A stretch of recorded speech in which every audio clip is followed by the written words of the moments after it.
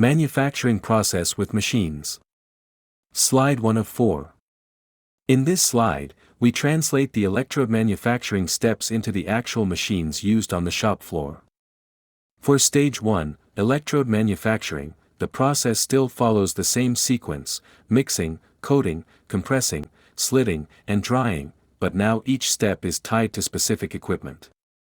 Mixing is carried out in vacuum mixers, which precisely blend active materials, binder, and solvent while removing trapped air. The slurry is then applied to the current collector using a coating machine, and the solvent is initially removed in a dryer. Next, a calendering or pressing machine compresses the coated foil to the target thickness and density, after which a slitting machine cuts it into the required electrode widths. Finally, a vacuum oven performs deep drying to reach ppm level moisture, preparing the electrodes for the cell assembly stage. Manufacturing process with machines. Slide 2 of 4. In this slide, we move from electrode production into Stage 2, cell assembly, and again link each process step to the actual machines on the line. Stacking or jelly roll winding of electrodes and separators is done by stacking machines and winding machines, which determine the internal structure of pouch, prismatic, or cylindrical cells. The stacked or wound electrodes are then enclosed using a vacuum sealer and cell packaging equipment, creating a sealed container ready for electrolyte. Electrical connection is provided by a tab welding machine that welds the current collecting tabs to the electrode foils. An electrolyte filling machine injects a precise amount of electrolyte under vacuum to ensure good wetting. All of these tools are integrated into a cell assembly line, which automates handling, alignment, and transfer between steps for high-volume, consistent production. Manufacturing process with machines. Slide 3 of 4. On this slide, we stay with cell assembly, but now we zoom in on a fully automatic cylindrical cell production line. On the left, you still see the simplified icon flow for mixing, aging, and resealing. On the right, that same flow is expanded into actual equipment for cylindrical cells. The process starts with mixing and coating machines that prepare and coat the electrode foils, followed by calendering and slitting to set the density and cut the electrodes to width. A grooving and drying section prepares the cans, and then filling and welding stations insert the jelly roll, inject electrolyte, and seal the cell. Downstream, crimping, diffusion ovens, testers, sorters, and glove box handling complete the line, checking every cell and conditioning it before formation. The key message is that each simple process icon corresponds to a chain of dedicated machines in a real cylindrical cell factory. Manufacturing process with machines. Slide 4 of 4. On this slide, we look at the last part of cell production, called cell finishing. Up to this point, the electrodes have been mixed, coated, dried, slit, calendared, stacked, welded, and enclosed. Now the empty cell is brought to life. First, in the formation equipment, the cells are carefully charged and discharged through several formation cycles. This step builds a stable SEI layer on the anode and stabilizes the electrochemistry. Between cycles, the cells rest and are often degassed to remove gases generated inside. Next, the cells move into aging cabinets. Here they are stored at controlled temperature and state of charge for days or weeks. During this aging step we monitor voltage and look for any early failures. Additional degassing and resealing can be done if needed. Finally, each cell goes through end-of-line testing machines. These testers measure capacity, internal resistance, leakage, and safety performance. Only cells that pass all EOL tests are released for module and pack assembly, ensuring safe and reliable batteries. End-to-end process integration. This slide shows how a modern lithium-ion battery factory is designed as one continuous, integrated line. We start on the left with the raw material warehouse, then move into the mixing rooms where cathode and anode slurries are prepared. These slurries are coated onto metal foils, then passed through calendering and slitting to get the right thickness and width. Next, we see laser tab formation and an electrode cache area where prepared electrodes wait in a buffer before cell assembly. After stacking or winding, the cells pass through a baking line to remove moisture, followed by the electrolyte filling line. On the right half of the slide are the finishing steps: formation and high-temperature standing, a second electrolyte fill, helium leakage testing, and nail sealing. Then, cells are capacity graded, held at room temperature, and finally sorted and sent to the finished product warehouse. This end-to-end layout helps us visualize the entire journey, from powders entering the plant to fully tested battery cells ready for shipment. Visual summary of LIB manufacturing process. This slide gives us a simple, picture-based tour of how a lithium-ion cell is made. We start at the top with raw materials, which are mixed, then coated onto metal foils and pressed to reach the right thickness and density. The coated foils are then stacked, notched, dried, and slit into individual electrodes. In the middle row, those electrodes are brought together during welding and assembly steps to build the internal cell structure. The cell is then sealed and dried again to remove any remaining moisture. On the bottom row, we move into the cell finishing stage, degassing to release trapped gases, pre-charging and impregnating with electrolyte, followed by final filling. The pouch or can is then folded and pressed, producing a completed lithium-ion cell ready for formation, testing, and use in applications like prismatic PHEV2 and cylindrical 4680 batteries. Manufacturing process for prismatic hard case. This slide walks us through the full life cycle of a prismatic hard case cell, such as a PHEV2, and also cylindrical 4680 cells. We begin on the left with component handling, where active materials, binders, solvents, and additives are prepared. These materials are mixed, then coated and dried on metal foils, followed by calendaring to set the density and slitting into narrow electrode rolls. After a final post-drying step to remove moisture, the electrodes are wound together with the separator and brought into contact, where tabs and connections are made. The wound core is inserted into the metal can, and the line continues with electrolyte filling, wetting, forming, and degassing, during which the first charge cycles form a stable SEI and remove gases.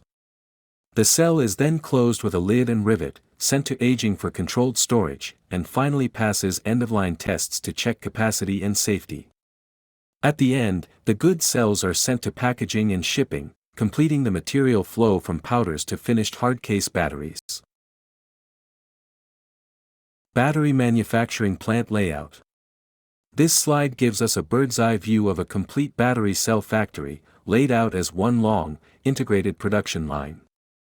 We start at the front of the plant with mixing using twin-screw extruders, then move directly into double-sided coating and drying in floating dryers.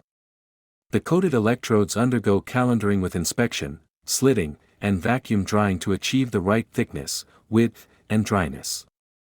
Next, the line transitions to separate laser cutting and winding or stacking, where the electrodes and separator are laminated into cell cores. These cores go through contacting, using precision laser welding, and then into housing, where the can or pouch is sealed. After that, we see electrolyte filling, followed by soaking and forming, where the first charge cycles condition the cells.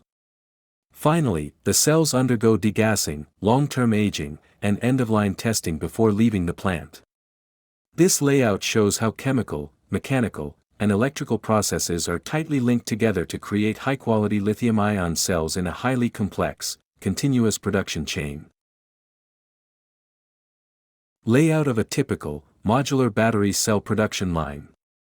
This slide shows one production module in a 7 to 10 GWh per year battery factory, but now we're looking at it through the lens of risk of defects. The color scale at the bottom tells the story: green means low risk, yellow means average, orange means high, and red means very high. We start in the upper center with dosing and mixing and coating and drying. These areas are highlighted in orange and red because any mistake in the recipe, dispersion, coating thickness, or drying will result in systematic defects in thousands of electrodes. Calendaring, slitting, and vacuum drying remain high-risk zones as well. Miscalibration, damaged edges, or residual moisture can quietly degrade performance and safety later on. As we move to the lower right, separating and Z-folding, ultrasonic welding, and packing and laser welding are also high to very high-risk steps. Poor alignment or bad welds can cause internal shorts, high resistance, or leakage, so these stations require precise equipment and tight quality control. Once cells are sealed, the risk gradually drops. Electrolyte filling 1, formation, and degassing, filling 2, and closing are shown mostly in green and yellow, critical processes, but with more opportunities to detect and remove bad cells. Finally, aging and storage and handling at the far left are the lowest risk zones. They mainly serve to stabilize the cells and buffer the flow of material. Seeing the layout this way reminds us that not all meters of factory floor are equal. Some zones create most of the defects and therefore deserve the most engineering attention, automation, and inline inspection. Plant layout, contamination control. This slide shows the same battery cell factory, but now we are looking at it from the perspective of preventing contamination. Starting on the left, in mixing and coating, we have the highest risk of bringing in unwanted particles or chemicals, so we see strong use of filtration, purification, and controlled chemical delivery. Powders, binders, and solvents are all filtered and delivered in closed systems to prevent metal dust, moisture, or impurities from entering the slurry or the coated electrodes. As the material moves through calendering, slitting, and roll formation, the layout keeps a controlled, clean environment around the web path. Local exhaust, HEPA filters, and air showers keep tiny particles away from the electrode surface. In cell assembly, especially during cell filling and sealing, the cleanroom level becomes even stricter because any dust or water at this stage can directly cause internal shorts, gas generation, or rapid capacity fade.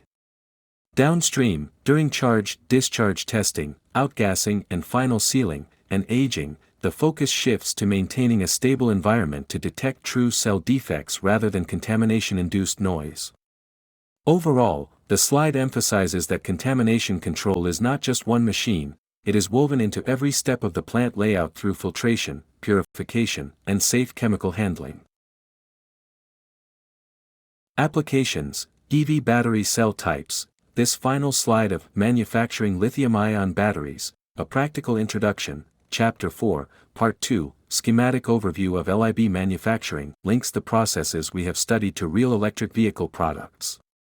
Here we see the three typical EV cell formats. 1. Pouch cells, flexible, rectangular cells, widely used in modern EV packs for their high energy density and good packaging efficiency. 2. Prismatic cells, rigid rectangular cans that offer good mechanical protection and are easy to stack into modules, as in LG Chem's 60 kWh pack example. 3. Cylindrical cells, metal-cased jelly roll cells, such as those used in many Tesla packs, where hundreds or thousands of small cells are assembled into modules.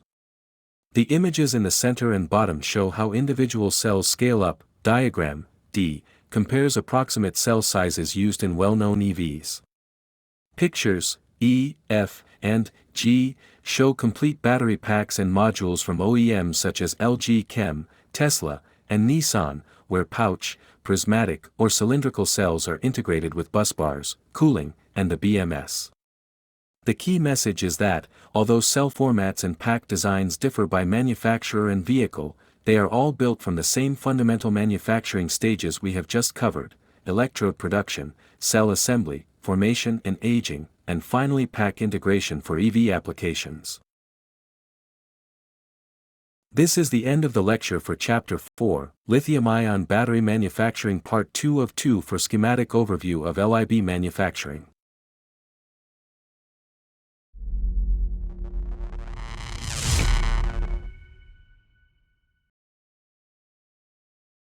Thank you. We'll meet again in the next lecture.